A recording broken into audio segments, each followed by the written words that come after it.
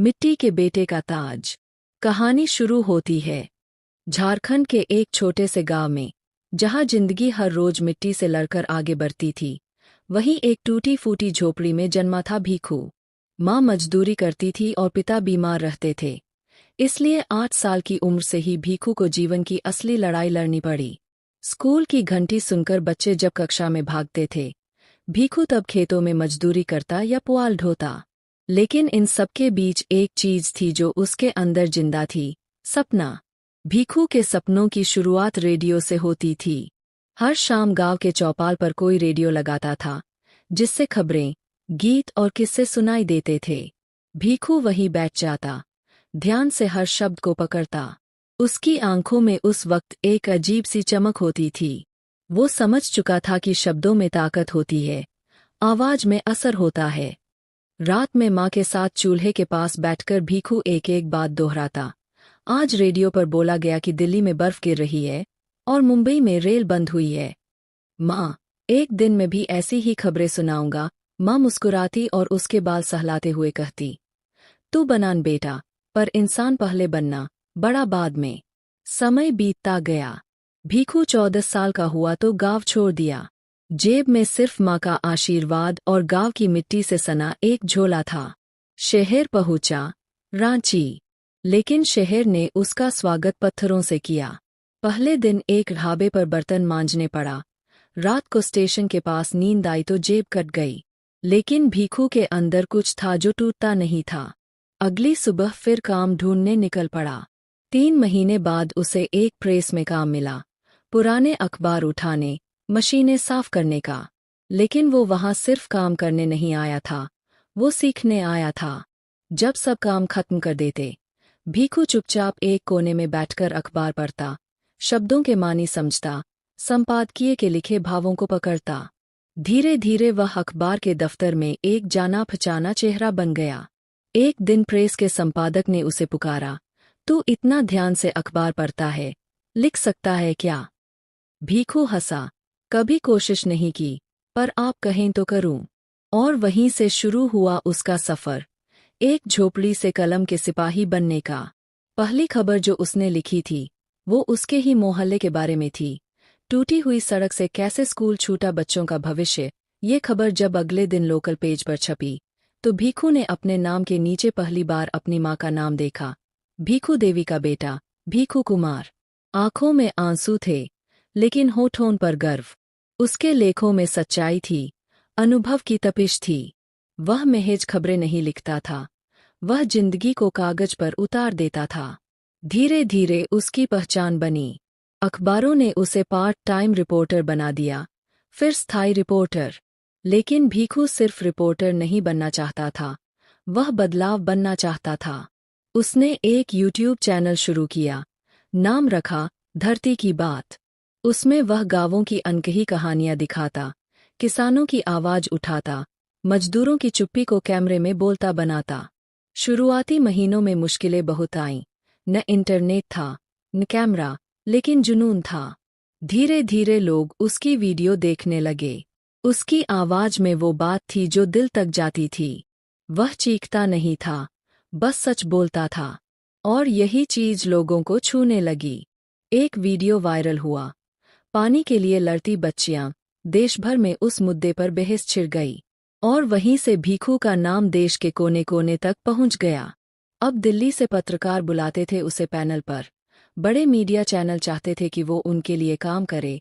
लेकिन भीखू ने कहा, मुझे अपनी मिट्टी नहीं छोड़नी। मैं जहां से आया हूं, वहीं रहूंगा और वहीं से बोलूंगा। उसने गांव में ही एक छोटी सी मीडिया अकादमी शुरू की, जहां वो बच्चों को बोलना, लिखना और सोच समझकर सवाल करना सिखाता। धीरे धीरे उसका चैनल धरती की बात एक मिशन बन गया। अब वो अकेला नहीं था, उसके साथ सैकड़ों गांवों से बच्चे जुड़ चुके थे, जो अपने अपने इलाके की आवाज बने। एक बार एक इंटरव्यू में पूछा गया, भीखू, तुम्हें सबसे ज्यादा गर्व किस बात पर होता है? वो मुस्कराया और जेब से एक पुराना कागज निकालकर दिखाया, ये मेरी पहली खबर की कटिंग है, जिस पर मेरी माँ का नाम छपा था। मैं अगर आज कुछ हूँ, तो इसी वजह से हूँ। उसकी कहानी इतनी प्रेरणादायक थी कि नेटफ्लिक्स ने उस पर डॉक्यूमेंट्री बनाई, टेड टॉक में बुलाया गया और यहाँ तक कि राष्ट्रपति भवन में सम्मानित किया गया। लेकिन जब वो लौटकर गाँव आता, तो अब भी चप्पल उतारकर मिट्टी को छूता, माँ की झोपड़ी के पास बैठता और चुपचाप कहता, देख माँ, तेरा बेटा लौट आया, पर सिर ऊंचा करके।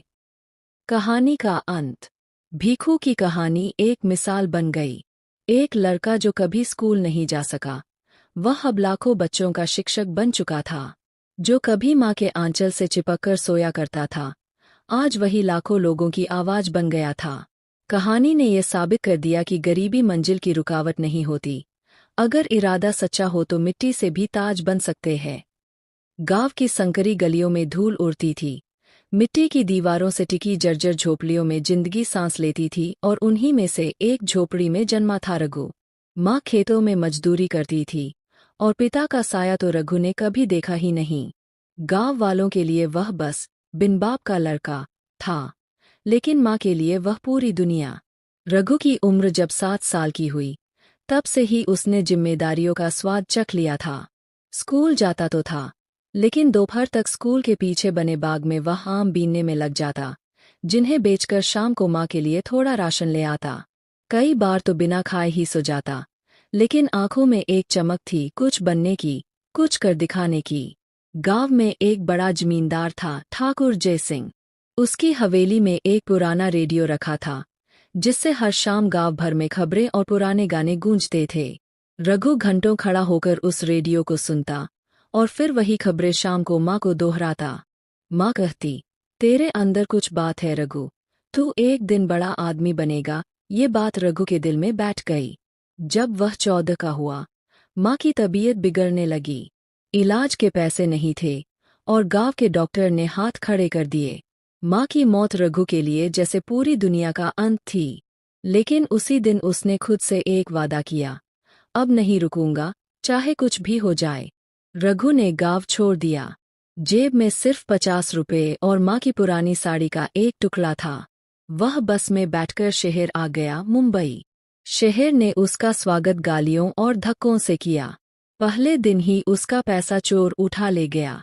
भूखा प्यासा स्टेशन के प्लेटफॉर्म पर रात काटी, लेकिन अगली सुबह वह हार नहीं मानने वाला था। वह लोकल ट्रेन के बाहर अखबार बेचने लगा। पहले दिन 30 रुपए कमाए, लेकिन वही उसकी हिम्मत बन गए। एक दिन एक सज्जन आदमी ने रघु को गौर से देखा। तू पढ़ता है? रघु ने सिर हिलाया, थोड़ा बहुत। तो फिर ये अखबार क्यों बेच रहा है? चल मेरे साथ। वह सज्जन एक छोटी सी प्रिंटिंग प्रेस चलाते थे। उन्होंने रघु को काम पर रख लिया, कागज उठाने, मशीन साफ करने और टाइप करने का काम। लेकिन असली चीज रघु ने वहाँ सीखी, छपाई की दुनिया, संपादन की बारीकियां और सबसे जरूरी, मेहनत की कीमत। रघु ने काम के साथ साथ अपनी पढ़ाई भी शुरू कर दी। रात को प्रेस में ही फर्श पर सोता, दिन में काम करता और बीच में समय निकालकर किताबें पढ़ता। धीरे धीरे उसकी समझ बढ़ी। उसे खबरों की भाषा, उनके असर और उनकी दिशा समझ में आने लगी। 4 साल बाद, जब वह 18 का हुआ, उसने अपनी पहली छोटी सी हैंडबिल खुद डिजाइन की, एक पर्चा जिसमें उसने बस्ती के एक गंदे नाले की हालत पर रिपोर्ट छापी। इस पर्चे ने तहलका मचा दिया। नगर निगम हरकत में आया और पहली बार रघु को लगा कि उसकी कलम में ताकत है। उसी दिन रघु ने फैसला लिया, वह पत्रकार बनेगा, लेकिन ऐसा नहीं जो सिर्फ नेताओं के चरण चाटे, बल्कि ऐसा जो लोगों की आवाज बने। वह दिन रात पढ़ाई में जुट गया। प्रेस वाले अंकल ने उसकी मदद की, फॉर्म भरवाए और अंत में रघु ने मुंबई विश्वविद्यालय से पत्रकारिता में दाखिला पा लिया। क्लास में सबसे साधारण कपड़ों वाला, लेकिन सबसे तेज दिमाग वाला छात्र था रघु। कॉलेज में उसका लिखा एक लेख, सपनों का शहर, सड़कों का सच, एक बड़े अखबार ने छापा। बस यहीं से उसका असली सफर शुरू हुआ। पहले उसे एक लोकल रिपोर्टर की नौकरी मिली, झुग्गी बस्तियों की खबरें कवर करनी होती, लेकिन रघु को यही पसंद था। वह जानता था कि इन गलियों की असली कहानी क्या होती है। धीरे धीरे उसके लेख चर्चित होने लगे। साफ पानी के लिए बच्चों का आंदोलन, बूढ़ी माँ को नहीं मिला राशन, शहर की सबसे भूखी रात। उसकी लेखनी में आग थी, दर्द था और सच्चाई की गूंज थी। एक दिन उसका इंटरव्यू टीवी पर चला। एक रिपोर्टर, जो खुद एक झोपड़ी से आया, रातों रात वह वायरल हो गया। कुछ साल बाद उसने खुद का एक डिजिटल न्यूज पोर्टल शुरू किया, नाम रखा जन की बात। ये पोर्टल सिर्फ उन खबरों को दिखाता जो बड़े मीडिया हाउस नज़रअंदाज करते थे। गांवों की पीड़ा, गरीबों की आवाज़, असहायों की लड़ाई। शुरुआत में पैसे नहीं थे, लेकिन रघु ने हार नहीं मानी। उसने सोशल मीडिया का सहारा लिया, फंडिंग जुटाई और धीरे धीरे जन की बात एक जन आंदोलन बन गया। उसे अवार्ड मिले, टेड टॉक में बुलाया गया और अंततः भारत के प्रधानमंत्री ने एक सम्मेलन में उसका नाम लेकर कहा, ये है असली भारत की आवाज। रघु जैसे लोग देश का भविष्य है। आज रघु के पास मुंबई में खुद का दफ्तर है, एक टीम है और सबसे अहम, लाखों लोगों का विश्वास है। लेकिन आज भी वह हर सुबह प्रेस की मशीनों की आवाज सुनता है, माँ की साड़ी के उस टुकड़े को अपने बटुए में रखता है और काम पर निकलता है, क्योंकि वह जानता है सफर अभी खत्म नहीं हुआ। कहानी, प्याज बेचने वाला करोड़पति।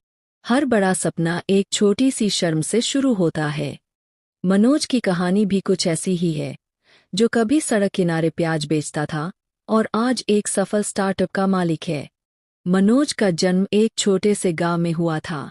उनका घर कच्चा था, छत बारिश में टपकती थी और माँ की रसोई अक्सर खाली होती थी। पिता बीमार रहते और घर की सारी जिम्मेदारी बचपन से ही मनोज के कंधों पर आ गई थी। वो खेतों में काम करता और शाम को गांव की गलियों में सब्जी बेचता। लेकिन बेचते वक्त भी वो कुछ और सीख रहा होता। हर ग्राहक से वो पूछता, आपने इतना बड़ा घर कैसे बनाया? आपकी दुकान इतनी बड़ी कैसे हुई? लोगों की जिंदगी उसके लिए किताब थी और हर बातचीत एक नया पाठ। 18 साल की उम्र में उसने ठान लिया कि उसे गांव की सीमाओं को लांघना है। बस का किराया उधार लेकर वो लखनऊ आ गया। वहां उसकी शुरुआत भी आसान नहीं थी। वह सड़क किनारे प्याज बेचता था। धूप में खड़े रहना, कड़ाके की ठंड में ठिठुरना और बारिश में भीगना उसकी रोजमर्रा का हिस्सा था। लेकिन मनोज के अंदर एक जिज्ञासा थी। वो हर ग्राहक की बातें ध्यान से सुनता। उसे एक बात धीरे धीरे समझ आने लगी, लोग सब्जियां नहीं, सुविधा खरीदना चाहते हैं। उसने अपने थोड़े से बचाए पैसों से एक पुरानी स्कूटर खरीदी और उस पर एक कागज चिपकाया, प्याजवेल भैया, घर बैठे सब्जियां। अब वो लोगों के घर जाकर सब्जियां देने लगा। शुरुआत मोहल्ले के कुछ घरों से हुई, फिर 10, फिर 50, फिर 100 और सब बोलने लगे, प्याज वाले भैया तो अब हीरो बन गए हैं। धीरे धीरे वो एक स्कूटर से 5 तक पहुंच गया। हर दिन नए ग्राहक जुड़ते गए। मनोज ने हर ऑर्डर की डिलीवरी खुद की, हर शिकायत खुद सुनी और हर गलती से सीखा। 3 साल बाद उसने एक ऐप बनवाया, फ्रेश गाड़ी। अब लोग मोबाइल पर सब्जियां मंगाने लगे और किसान सीधे उससे जुड़ने लगे। कोई बिचौलिया नहीं, कोई एक्स्ट्रा खर्च नहीं। ग्राहक को ताजा सामान और किसान को सही दाम। बड़ी कंपनियां और निवेशक उसका मॉडल देखकर प्रभावित हुए और उसे निवेश देने लगे। आज उसके पास 200 से ज्यादा डिलीवरी बाइक्स है, 500 किसान उसके साथ जुड़े हैं और उसका बिजनेस करोड़ों में है। लेकिन मनोज आज भी अपने ऑफिस में एक कोने में प्याज की वही पुरानी टोकरियां रखता है, याद के तौर पर। वो कहता है, मैं वही हूँ जिसने कभी सड़क पर प्याज बेचे थे। फर्क सिर्फ सोच का है। सीख, जो काम सबको छोटा लगता है, वही किसी की सबसे बड़ी ताकत बन सकता है, अगर इरादे सच्चे हों। शुरुआत छोटी हो सकती है, लेकिन सपना बड़ा होना चाहिए। और जो जमीन से जुड़ा होता है, वही एक दिन सबसे ऊपर उठता है।